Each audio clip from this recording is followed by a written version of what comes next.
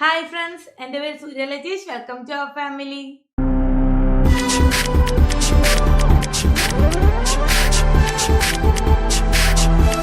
വീഡിയോയിലേക്ക് പോകും മുന്നേ ഒരു കാര്യം പറഞ്ഞോട്ടെ. നമ്മൾ ഈ വീക്ക് 1000 സബ്സ്ക്രൈബേഴ്സ് ക്രോസ് ചെയ്തു. അതുകൊണ്ട് തന്നെ ഞാൻ ഭയങ്കര ഹാപ്പിയാണ്, ഭയങ്കര എക്സൈറ്റഡ് ആണ്. ഞാൻ ഒട്ടും കരുതിയില്ല കേട്ടോ ഇത്ര പെട്ടെന്ന് 1000 സബ്സ്ക്രൈബേഴ്സ് ക്രോസ് ചെയ്യുമെന്ന്. നിങ്ങൾക്ക് എൻ്റെ വീഡിയോ ഇഷ്ടപ്പെടുന്നുണ്ടെന്ന് അറിഞ്ഞതിൽ ഒരുപാട് സന്തോഷം. ഇനി ഈ സപ്പോർട്ട് ഉണ്ടാവും എന്ന് പ്രതീക്ഷിക്കുന്നു. അതുകൊണ്ട് തന്നെ ഇന്ന് 1000 സബ്സ്ക്രൈബേഴ്സ് ക്രോസ് ചെയ്തിട്ട് എടുക്കുന്ന വീഡിയോ ആയതുകൊണ്ട് ഇന്നത്തെ വീഡിയോ റിക്വസ്റ്റഡ് വീഡിയോ ആണ്. കുറേ പേര് എന്നോട് കമൻറ്റ് ബോക്സിൽ റിക്വസ്റ്റ് ചെയ്ത ഒരു ടോപ്പിക്കിൻ്റെ വീഡിയോ ആണ് ഇന്ന് ചെയ്യുന്നത്. അതിനും നിങ്ങളുടെ എല്ലാവരുടെയും സപ്പോർട്ട് ഉണ്ടാവും എന്ന് കരുതുന്നു. ഒരുപാട് താങ്ക് യു. അപ്പോൾ നമുക്ക് വീഡിയോയിലേക്ക് പോയാലോ? അതിനു മുന്നേ നിങ്ങൾ ആദ്യമായിട്ടാണ് ഈ ചാനൽ കാണുന്നതെങ്കിൽ ഒന്ന് സബ്സ്ക്രൈബ് ചെയ്യണേ. അതിനിപ്പുറത്തുള്ള ബെല്ലൈക്കൺ കൂടി പ്രസ് ചെയ്താൽ ഞാൻ എപ്പോൾ വീഡിയോ അപ്ലോഡ് ചെയ്താലും അപ്പോൾ തന്നെ നിങ്ങൾക്കത് നോട്ടിഫിക്കേഷനായിട്ട് കിട്ടും. ഞാൻ പറഞ്ഞല്ലോ ഇതൊരു റിക്വസ്റ്റഡ് വീഡിയോ ആണെന്ന്. അതായത് എന്നോട് കമൻറ്റ് ബോക്സിൽ കുറേ പേര് ചോദിച്ചിട്ടുണ്ടായിരുന്നു. ഞങ്ങളുടെ ആദ്യത്തെ സിസേറിയൻ ആയിരുന്നു, അത് കഴിഞ്ഞിട്ട് ഇപ്പോൾ രണ്ടാമത് പ്രഗ്നൻ്റ് ആണ്, അപ്പം ഞങ്ങൾക്ക് നോർമൽ പറ്റുമോ അങ്ങനെയൊക്കെ ചോദിച്ചിട്ടുണ്ടായിരുന്നു. എനിക്കറിയാം നിങ്ങളുടെ ഫീൽ എന്താണെന്ന്. സിസേറിയൻ്റെ ആദ്യത്തെ ആ ഒരു പെയിൻ അത് അനുഭവിച്ചിട്ടുള്ളവർക്കൊക്കെ അടുത്തൊരു കുഞ്ഞ് വരുവാൻ പോകുമ്പം അത് നോർമൽ മതി എന്നായിരിക്കും. അതെനിക്കറിയാം. അതുകൊണ്ട് തന്നെ നിങ്ങളൊട്ടും പേടിക്കേണ്ട. സിസേറിയൻ ആദ്യം നടന്നിട്ട് രണ്ടാമത് നോർമൽ ആവുന്ന ഒരുപാട് കേസുകളുണ്ട്. പക്ഷേ ചില കണ്ടീഷൻസ് അവിടെ ഉണ്ട്. ആ കണ്ടീഷൻസ് എന്താണെന്നാണ് ഇന്നത്തെ വീഡിയോയിലൂടെ ഞാൻ നിങ്ങളോട് ഷെയർ ചെയ്യാൻ പോകുന്നത്. ഈ വീഡിയോ നിങ്ങൾക്ക് ഉപകാരപ്പെടും എന്നാണ് ഞാൻ കരുതുന്നത്.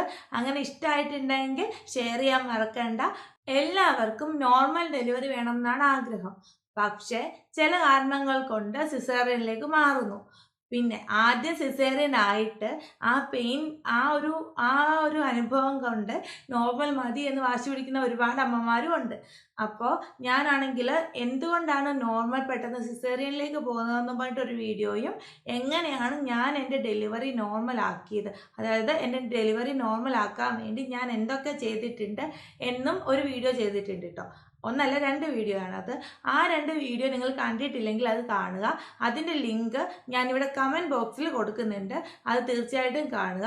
അപ്പം നമുക്ക് ഇന്നത്തെ ഈ ടോപ്പിക്കിലേക്ക് പോകാം. ആദ്യത്തെ ഡെലിവറി സിസേറിയൻ ആയിട്ട് പിന്നെ നോർമൽ ഡെലിവറി ആവുന്നവരുണ്ട്. അതുകൊണ്ട് നിങ്ങളുടെ ഉള്ളിൽ അങ്ങനെ നോർമൽ വേണം എന്നൊരാഗ്രഹമുണ്ട് എങ്കിൽ നിങ്ങൾ ടെൻഷൻ അടിക്കേണ്ട. ചില കാര്യങ്ങളൊന്ന് ഒത്തു നോക്കിയാൽ മതി. അതായത് ആദ്യം സിസേറിയൻ കഴിഞ്ഞിട്ട് പിന്നെ നോർമൽ വേണമെങ്കിൽ അതിന് പറ്റുമോ എന്നത് നോക്കുന്നത് നമ്മുടെ മെഡിക്കൽ കണ്ടീഷൻ അനുസരിച്ചായിരിക്കും. അത് പറയാൻ ഒരു ഡോക്ടറിന് മാത്രമേ പറ്റുള്ളൂ. പിന്നെ ഈ സിസേറിയൻ എന്ന് പറയുന്നത് 2 ടൈപ്പ് ഉണ്ട്. അതായത് ഒന്ന് ഹൊറിസോണ്ടൽ സിസേറിയനും ഉണ്ട്, വെർട്ടിക്കൽ സിസേറിയനും ഉണ്ട്. ആദ്യം നമുക്ക് ഹൊറിസോണ്ടൽ സിസേറിയൻ എന്താണെന്ന് നോക്കാം. അതിനുശേഷം വെർട്ടിക്കൽ എന്താണെന്ന് നോക്കിയതിനു ശേഷം മറ്റെന്തൊക്കെയാണ് ഇതിന് വേണ്ട നിബന്ധനകൾ, എന്തൊക്കെ വ്യവസ്ഥകളാണ് ഡോക്ടേഴ്സ് നമ്മുടെ മുമ്പിൽ വെക്കുക, അങ്ങനെയുള്ള കാര്യങ്ങൾ അത് കഴിഞ്ഞിട്ട് നമുക്ക് നോക്കാം. ഹൊറിസോണ്ടൽ സിസേറിയൻ എന്ന് പറഞ്ഞാൽ ഇവിടെ നിന്ന് ഇങ്ങോട്ട് ഇങ്ങനെയായിരിക്കും സ്റ്റിച്ച് വരുന്നത്. എന്നാൽ വെർട്ടിക്കൽ സിസേറിയൻ എന്ന് പറയുമ്പോൾ മുകളിൽ നിന്ന് താഴേക്കായിരിക്കും.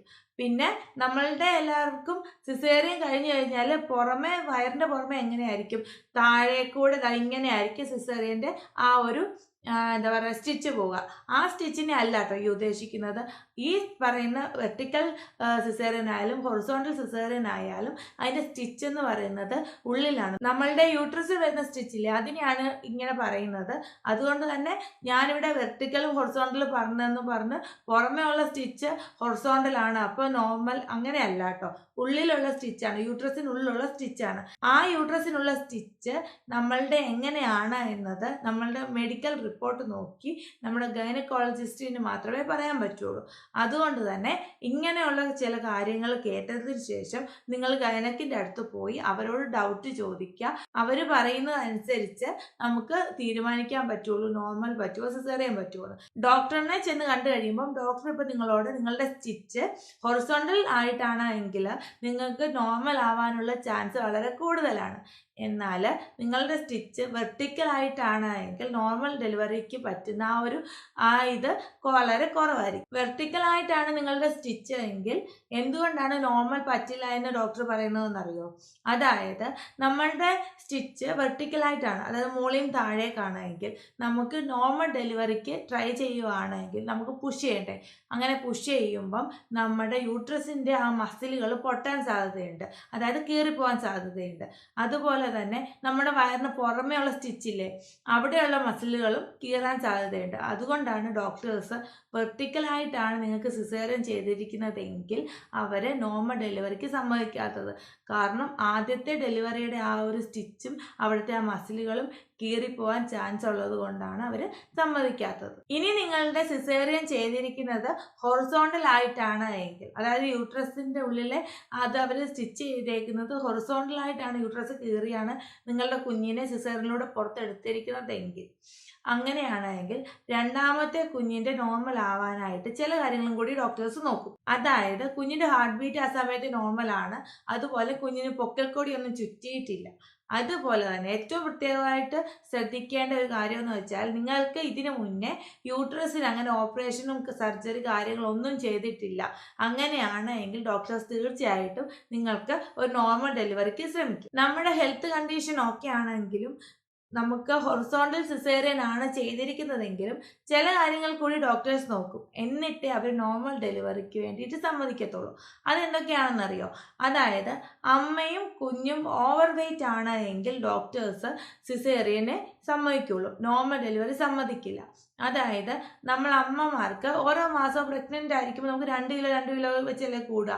അങ്ങനെ കറക്റ്റായിട്ട് കൂടാതിരിക്കുക, നമുക്ക് ഒരുപാട് വെയിറ്റ് വെച്ച് പോവുക, അങ്ങനെയൊക്കെ ഉണ്ടാവുക. അല്ലെങ്കിൽ കുഞ്ഞിന് ഒരു 3 കിലോ 800 ഗ്രാം തൊട്ട് അല്ലെങ്കിൽ 4 കിലോ അതിന് മുകളിലേക്ക് പോവുകയാണ് എങ്കിൽ, നോർമലി 4 കിലോയ്ക്ക് മുകളിലേക്ക് പോവുകയാണ് എങ്കിൽ ഡോക്ടേഴ്സ് നോർമൽ ഡെലിവറി പറ്റില്ല, നിങ്ങൾക്ക് സിസേറിയൻ തന്നെ ചെയ്യണം എന്ന് പറയും. കാരണം 4 കിലോ ഒക്കെ ആയിക്കഴിഞ്ഞാൽ നമുക്ക് നോർമൽ ഡെലിവറിയിലൂടെ കുഞ്ഞ് പുറത്തു വരാനായിട്ട് ഇത്തിരി ബുദ്ധിമുട്ടായിരിക്കും. അതുകൊണ്ട് തന്നെ ഡോക്ടേഴ്സ് വേണ്ട, നോർമൽ ഡെലിവറി വേണ്ട, സിസേറിയൻ തന്നെ മതി എന്ന് പറയും. അപ്പോൾ അങ്ങനെയുള്ള കാര്യങ്ങളും കൂടി നിങ്ങൾ ശ്രദ്ധിച്ചാൽ മാത്രമേ നമുക്ക് സിസേറിയനിൽ നിന്ന് നോർമൽ ഡെലിവറിയിലേക്ക് പോകാനായിട്ട് പറ്റത്തുള്ളൂ. അമ്മയ്ക്ക് പ്രായം കൂടുന്നതനുസരിച്ച് സിസേറിയനിൽ നിന്ന് നോർമലിലേക്ക് പോകാനുള്ള ചാൻസും കുറഞ്ഞുകൊണ്ടിരിക്കും. അതായത് 30 വയസ്സിന് മുകളിലാണ് അമ്മയുടെ പ്രായമെങ്കിൽ നമുക്ക് നോർമൽ ഡെലിവറി ആവാനുള്ള ചാൻസ് കുറഞ്ഞുകൊണ്ടിരിക്കും. 30 വയസ്സിന് മുകളിലായി എന്ന് പറഞ്ഞ് നോർമൽ നടക്കില്ല എന്നല്ല, ചാൻസ് വളരെ വളരെ കുറവായിരിക്കും. നമ്മുടെ പ്രായം എത്രത്തോളം മുകളിലോട്ട് പോകുന്നോ അതുപോലെ തന്നെ നോർമൽ ആവുന്ന ചാൻസും താഴേക്ക് വന്നുകൊണ്ടിരിക്കും. നമ്മളുടെ ആദ്യത്തെ കുഞ്ഞും ഈ പ്രഗ്നൻസിയും തമ്മിലുള്ള ഗ്യാപ്പ് 1.5 വർഷം, അതായത് 18 മാസത്തിന് മുകളിലാണെങ്കിൽ മാത്രമേ ഡോക്ടേഴ്സ് നോർമൽ ഡെലിവറി സജസ്റ്റ് ചെയ്യത്തുള്ളൂ. അതിൽ താഴെയാണ് എങ്കിൽ അവർ നോർമൽ ഡെലിവറി നമുക്ക് സജസ്റ്റ് ചെയ്യില്ല, അവർ നേരെ സിസേറിയനെ പറ്റുമെന്ന് പറയും. പിന്നെ കുഞ്ഞ് 40 ആഴ്ചയ്ക്ക് മുകളിലാണ് എങ്കിൽ ഡോക്ടേഴ്സ് നോർമൽ ഡെലിവറി സമ്മതിക്കില്ല, അവർ സിസേറിയനെ പറ്റുമെന്ന് പറയും. അതുകൊണ്ട് നമ്മളുടെ ഡോക്ടേഴ്സ് നമുക്ക് നോർമൽ ഡെലിവറി വേണമെങ്കിൽ നമ്മൾ അവസാന നിമിഷം അവരോട് പറയാൻ നിൽക്കരുത്. ആദ്യം തന്നെ, അതായത് ഒരു 5ാമത്തെ മാസമൊക്കെ ആവില്ല, അപ്പോൾ നമ്മളുടെ കുഞ്ഞിൻ്റെ വൈകല്യങ്ങളുടെയും ഒക്കെയുള്ള സ്കാനിങ് ഒക്കെ കഴിയുമല്ലോ, അത് കഴിഞ്ഞിട്ട് നമ്മൾ ഡോക്ടറിൻ്റെ അടുത്ത് പറയുക എനിക്ക് നോർമൽ ഡെലിവറി വേണം എന്നാണ് ആഗ്രഹമെന്ന്. അപ്പോൾ ഡോക്ടർ പറയും നമ്മളുടെ സ്റ്റിച്ച് എങ്ങനെയാണ്, നമുക്ക് സിസേറിയൻ എങ്ങനെയാണ് ചെയ്തത്, ഹൊറിസോണ്ടലാണോ വെർട്ടിക്കലാണോ എന്നുള്ള നമ്മുടെ ആദ്യത്തെ സിസേറിയൻ്റെ ആ ഒരു റിപ്പോർട്ട് നോക്കിയിട്ട് അവർ പറയും നമുക്ക് പറ്റുമോ ഇല്ലയോ എന്ന്. അങ്ങനെ നമുക്ക് പറ്റുമോ ഇല്ലയോ എന്ന് ആദ്യം അറിഞ്ഞതിന് ശേഷം ആണ് ഈ ബാക്കിയുള്ള കണ്ടീഷൻസ് വരത്തുള്ളൂ. അതുകൊണ്ട് തന്നെ നിങ്ങൾ നോക്കുക, 40 ആഴ്ച അത് കഴിഞ്ഞ് കഴിഞ്ഞാൽ പിന്നെ നോർമൽ പറ്റില്ല, സിസേറിയൻ തന്നെ വേണം. 40 ആഴ്ചയ്ക്ക് മുന്നേ ആണെങ്കിൽ മാത്രമേ ഡോക്ടേഴ്സ് നോർമൽ ഡെലിവറി സമ്മതിക്കത്തുള്ളൂ. അപ്പോൾ നിങ്ങൾക്ക് നോർമൽ ഡെലിവറി വേണം, സിസേറിയൻ ആയിരുന്നു ആദ്യത്തേത്, എനിക്ക് രണ്ടാമത്തേത് നോർമൽ ഡെലിവറി വേണം എന്ന് അത്രയ്ക്ക് ആഗ്രഹമുണ്ട് എങ്കിൽ ആദ്യം തന്നെ നിങ്ങൾ അത് നിങ്ങളുടെ ഡോക്ടറിനോട് പറയുക. എന്നിട്ട് ഹൊറിസോണ്ടൽ ആണോ വെർട്ടിക്കൽ ആണോ എന്ന് എനിക്ക് സിസേറിയൻ ചെയ്തത് എന്ന് മനസ്സിലാക്കിയതിന് ശേഷം മുന്നോട്ട് എന്തൊക്കെ വേണം എനിക്ക് നോർമൽ ഡെലിവറി ആവാൻ, അതായത് ഞാൻ മുമ്പേ പറഞ്ഞ പോലെ 40ാമത്തെ ആഴ്ചയ്ക്ക് മുന്നേ വെയിറ്റ് കൂടുന്നത്, അങ്ങനെയുള്ള കാര്യങ്ങളൊക്കെ നിങ്ങൾ ശ്രദ്ധിക്കുക. അത് മാത്രമല്ല കേട്ടോ, നിങ്ങൾ ആദ്യമായിട്ട് നിങ്ങൾക്ക് സിസേറിയൻ ചെയ്ത ഡോക്ടറുടെ അടുത്ത് തന്നെ രണ്ടാമത്തെ ഡെലിവറിക്കും പോകുന്നതാണ് ഏറ്റവും നല്ലത്. എനിക്ക് നിങ്ങളോട് ഇങ്ങനെയുള്ള വ്യവസ്ഥകളുണ്ട്, ഡോക്ടേഴ്സ് എന്തൊക്കെ കൊണ്ടാണ് നിങ്ങൾക്ക് ഈ സിസേറിയൻ പറ്റുള്ളൂ, നോർമൽ പറ്റില്ല എന്ന് പറയുന്നതെന്ന് പറഞ്ഞു തരാനേ പറ്റുള്ളൂ. കറക്റ്റായിട്ട് നിങ്ങളുടെ മെഡിക്കൽ റിപ്പോർട്ട് നോക്കിയാലേ ആ ഡോക്ടറിന് നിങ്ങൾക്ക് ഇത് പറ്റുമോ ഇല്ലയോ എന്ന് പറയാൻ പറ്റും. അപ്പോൾ ഈ വീഡിയോ നിങ്ങൾക്ക് ഇഷ്ടപ്പെട്ടെങ്കിൽ ലൈക്ക് ചെയ്യുക. ഇനി സബ്സ്ക്രൈബ് ചെയ്തിട്ടില്ലേ ഒന്ന് സബ്സ്ക്രൈബ് ചെയ്തേക്കണേ. അതിൻ്റെ ഇപ്പോഴുള്ള ബെൽ ഐക്കൺ കൂടി പ്രസ് ചെയ്താൽ ഞാൻ എപ്പോൾ വീഡിയോ അപ്ലോഡ് ചെയ്താലും അപ്പോൾ തന്നെ നിങ്ങൾക്ക് അത് നോട്ടിഫിക്കേഷനായിട്ട് കിട്ടും.